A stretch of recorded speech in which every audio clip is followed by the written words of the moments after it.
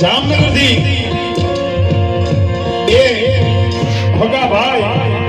બે ભાઈના ધર્મપત્ની બે ભાઈના મમ્મી પપ્પા એટલે બાપા અને માજી 6 જણા અહીં અને 6 ની હારે એક દીકરો અને એક ભાઈની 3 નાની નાની દીકરીઓ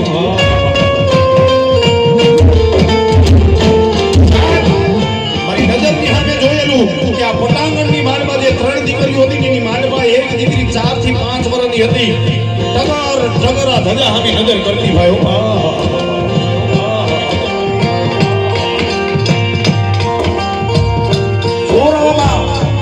શુક્રવારનો ટાઈમ હોય મંગળવારનો ટાઈમ હોય એટલે એક